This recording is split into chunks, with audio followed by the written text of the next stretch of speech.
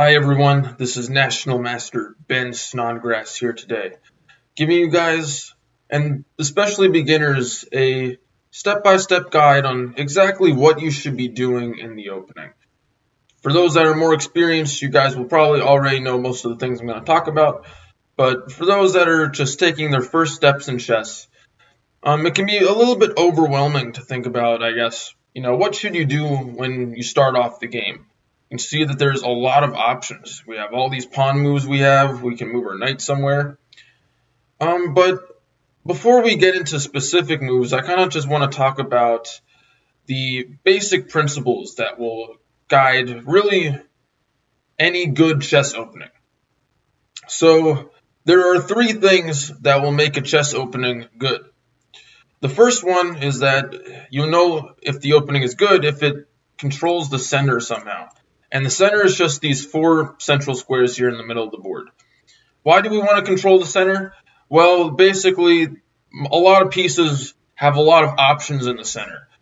And if you can get the space in the center, then you give your pieces a little bit more room to work. You can kind of control the flow of the game.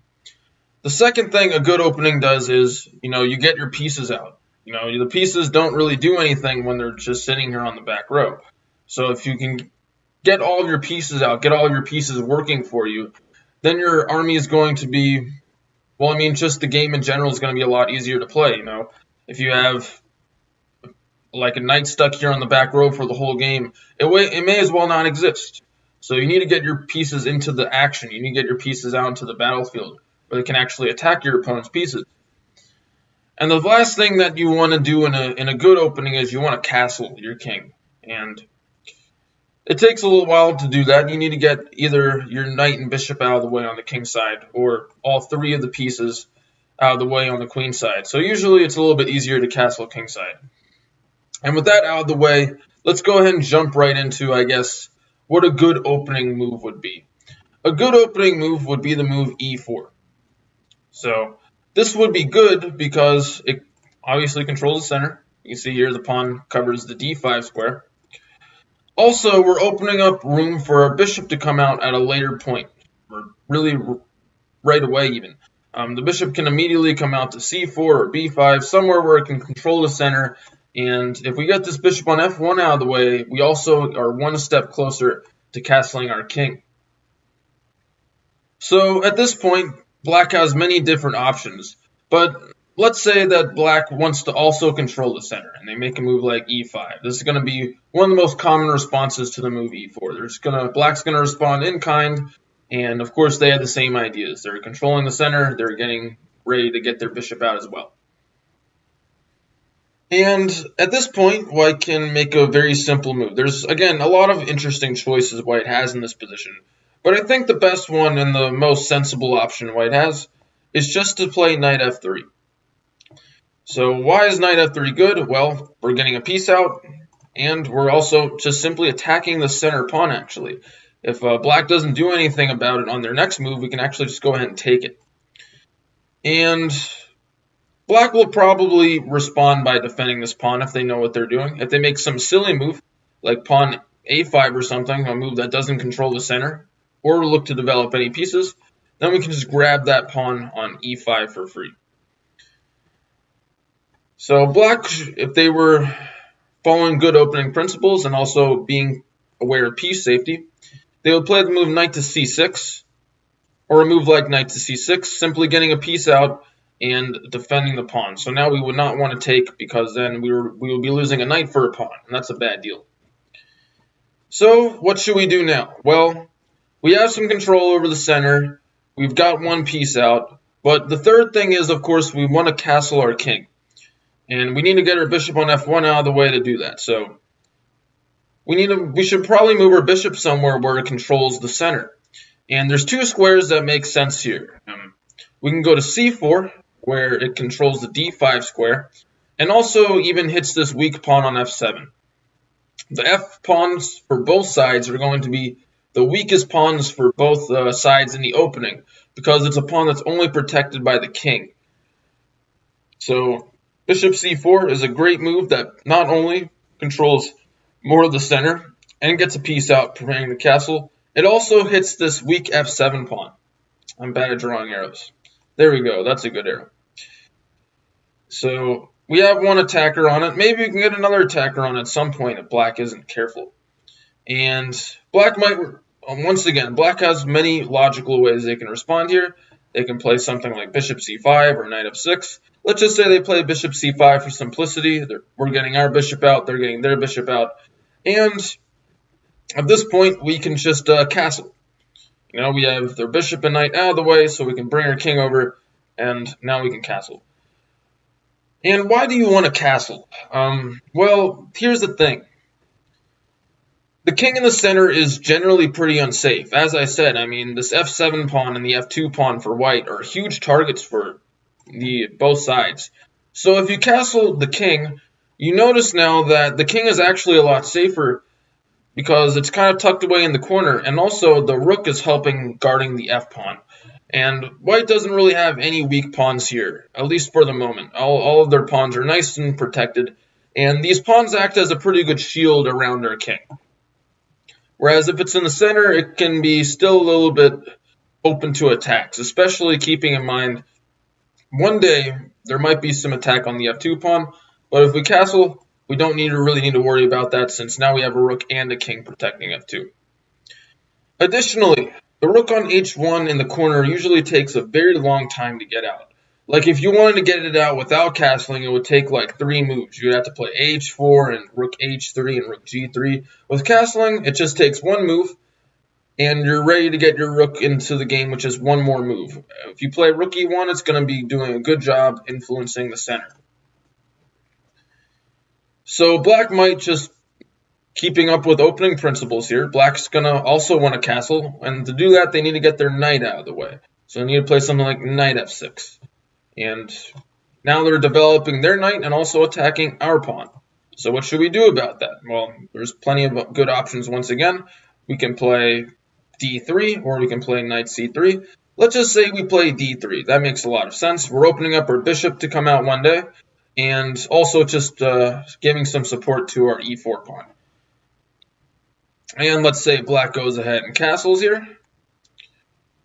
Now, white is almost done with development. They still need, I guess, a couple more pieces to get out, and then we're going to be about done with the opening. For example, we can play knight c3 to get our knight off the back row, controlling the center. We can play d6 now as black, kind of the same thing, opening up their bishop. As you can actually see, this is a very symmetrical position. Both sides have basically done the exact same things. And white can go ahead now and complete development. And usually you know development is completed when all of your minor pieces have moved. And the minor pieces are the knights and the bishops. Typically, if you've got all of the minor pieces off the back row and you've castled, that usually is a signal that the opening is just about over.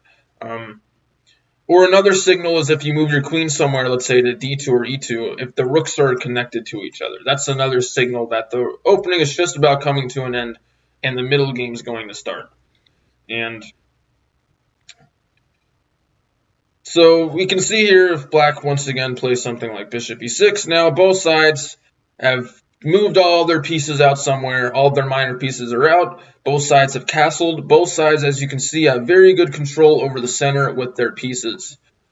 So this is what we would call a good opening for both white and black. Both sides have done a good job following the 3 opening principles of control the center, get your pieces out, knights and bishops especially. They're the easiest ones to get out. And castle our king to make our king safe.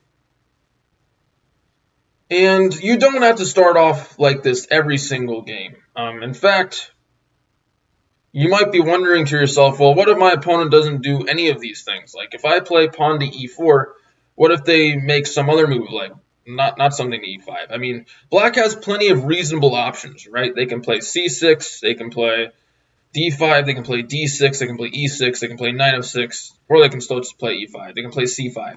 So your opponent has plenty of reasonable options in the opening.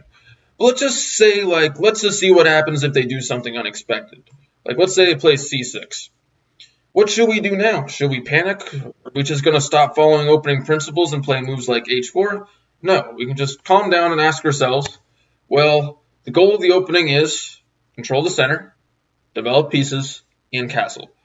So it doesn't really matter the exact moves your opponent plays or the exact moves you play either. As long as you make moves that work towards doing those three things, you're going to have a good opening. For example, after c6, black's trying to play d5 and control the center in that way. Well, how can we follow opening principles?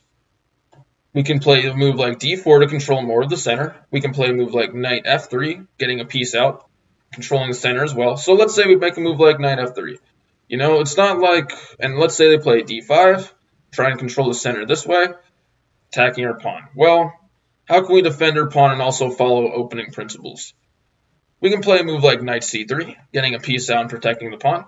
We can make a move like d3 even, defending our pawn and opening up our bishop. We can even exchange pawns and then make a move like d4 or knight c3 or move the bishop out somewhere. I don't know, like we can even give like a bishop check here and then castle on the next move. So what I'm trying to get at is that it's not important to know the exact moves in any opening, at least not for a very long time. At the beginner stages, the most important thing is just following the opening principles. It doesn't matter the exact moves you make, as long as you aren't making any big mistakes like hanging any material. You should just follow the three opening principles of developing your pieces, controlling the middle, and castling. That's it. That's all you have to do in the opening. And if you do those three things, you're going to have a good start to the game. In fact, a lot of players, especially at those taking their first steps in chess, are not going to follow any good opening principles at all. For example, you'll see moves like white playing h4 or something, which doesn't control the center in any way, shape, or form. Maybe you're trying to get your rook out, but that's going to take, as I said earlier, it's going to take way too many moves. And in that time, black's going to be able to control the middle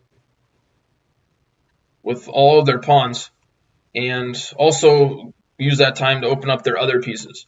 For example, the bishop is now attacking the rook. So that's really what I just wanted to conclude. It's that who cares about, how your opponent's not going to beat you on opening theory, at least not in the beginner stages. They're going to win in the middle game most of the time. And the way to get into a good middle game is to, once again, follow the three listed opening principles as I've stated out in this video. Okay, so I'm National Master Ben. That's all I wanted to share with you guys today, and I'm signing out. Hopefully you guys play some good openings in your games.